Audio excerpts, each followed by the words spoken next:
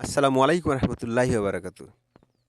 সুপ্রিয় দর্শক, হয়তো ইতিমধ্যে আপনারা বিভিন্ন কন্টেন্ট বা পেপার পত্রিকায় আপনারা জেনে গেছেন বিষয়টি, যেটা নিয়ে আমি কথা বলতে যাচ্ছি সেটা হলো আবারও বইমেলায় একটা স্টলকে কেন্দ্র করে শুরু হয়েছে গণ্ডগোল। এবং এটা একটা যে গণ্ডগোলটা এটা আপনারা কিভাবে জানেন, কিভাবে বুঝবেন, আমি আমার মতো করে বলে যাই।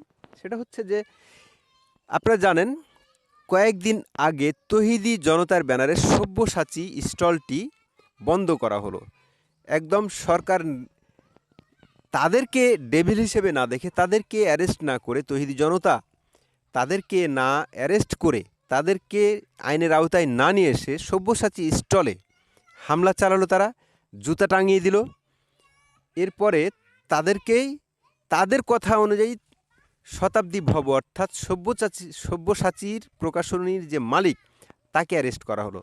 আজকে যে ঘটনাটা ঘটলো, সে ঘটনাটা হলো যে একটা প্রাণ আরএফএল তারা একটা অ্যাওয়ারনেস স্টল দিয়েছিল, যেটা কিনা স্যানিটারি ন্যাপকিনের।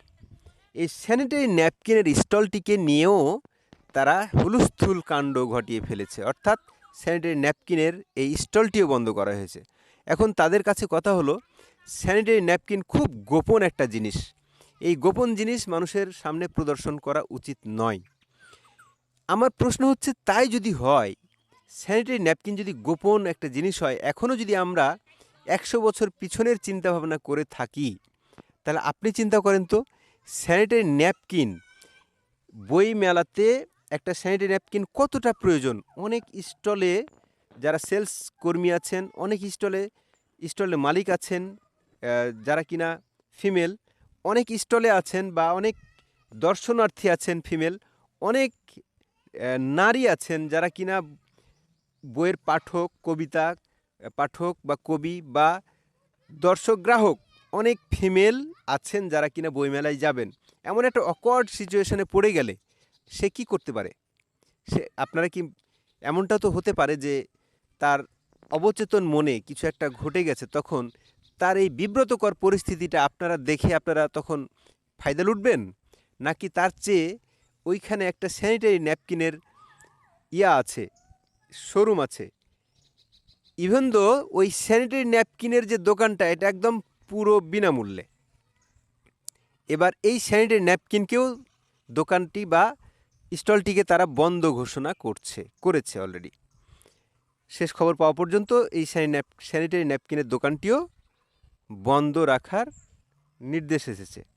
অর্থাৎ বাংলা একাডেমি থেকে যে ভাষ্যটি দেওয়া হলো বা বক্তব্যটি দেওয়া হলো, একদম অগ্রহণযোগ্য।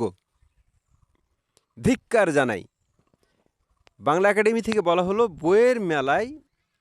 বইমেলাতে শুধু বইয়েরই মেলা চলবে। আরে ভাই, একটা বইমেলা পবিত্র একটা জায়গা। এই বইমেলাকে কেন্দ্র করে আরও কিছু আনুষাঙ্গিক দোকান তৈরি হতে পারে না?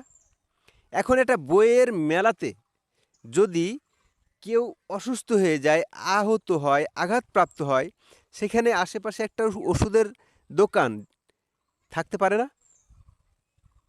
ঠিক এরকম একটা সেনসিটিভ ইস্যু, কত গুরুত্বপূর্ণ একটা ইস্যু, যেটা স্যানিটারি ন্যাপকিন বিনা পয়সায় এই কোম্পানিটি এখানে স্টলটি আগে থেকে বরাদ্দ নিয়েছিল।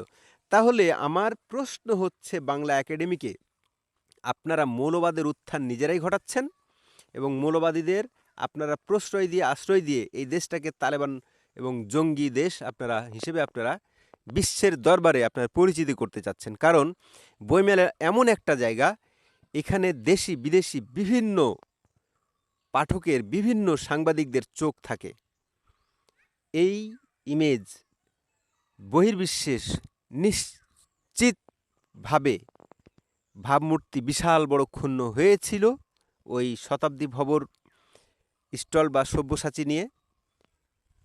আবার এই স্যানিটারি ন্যাপকিনকে নিয়ে যে হুলস্থুল কাণ্ড ঘটল, তাতে অনেক বড়ই আপনারা ভুল করছেন।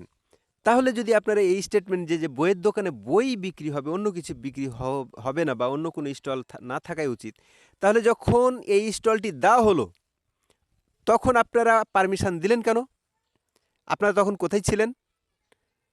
মানে এই সব নাটক দেখতে দেখতে আমরা আসলে ক্লান্ত। অথচ সরকার বসে আছে, কোনো কাজ করে না, এদের বিরুদ্ধে কোনো অ্যাকশান নেয় না। আমি আসলে কি বলবো, এই যে ফুলের দোকানে আমি একটা ফুল কিনে গিয়ে আমার মাকে দিব, আমার মেয়েকে দিব, আমি আমার বাচ্চাকে দিব, আমি আমার বউকে দিব, আমার বোনকে দিব, আমার দাদিকে দিব, আমার নানিকে দিব, প্রেমিকাকে দিতে হবে এমনটা কথা নয় তো। ফুল শুধু এমন কারণ নয়, এই মোল্লা মুন্সিরা যারা তহিদি জনতার ব্যানারে, এরা সবচেয়ে নিকৃষ্ট, দেশটাকে তারা রসাতলে নিয়ে যাচ্ছে। সরকার তাদেরকে নিয়ন্ত্রণ করছে না, নিয়ন্ত্রণ করতে পারছে না, কথাটা ভুল, নিয়ন্ত্রণ করছে না, তাদেরকে আশ্রয় প্রশ্রয় দিয়েই আজকে তারা এখানে নিয়ে আসছে। সুতরাং বলবো, এদেরকে থামান। দেশে যে অরাজকতা অবস্থা তৈরি হচ্ছে, উগ্রপন্থা ছড়িয়ে পড়ছে, তার অন্যতম দাবিদার হচ্ছে এই তৌহিদি জনতা। এই তৌহিদি জনতা হচ্ছে দেশকে তালেবান এবং পাকিস্তানি আইএসের মতো স্টেট তৈরি করতে চায়, যেটা কিনা মসজিদের মধ্যেও বোমাবর্ষণ হয়। আমি চাইব সরকারের কাছে আহ্বান, এদেরকে থামান। না হলে আগামী দিনে সত্যিকার অর্থে বড় বিপর্যয় নেমে আসবে। সরকার সব কিছু নিয়ন্ত্রণের বাইরে তো চলেই গেছে, যতটুকু আছে বলবো তাদেরকে থামান। সুপ্রিয় দর্শক, মন্তব্যের ঘরে আপনারা আপনাদের মন্তব্য লিখবেন। চ্যানেলটি নতুন, লাইক দিয়ে আপনারা ভিডিওটি দেখবেন, সাবস্ক্রাইব করবেন, অনুরোধ রইল।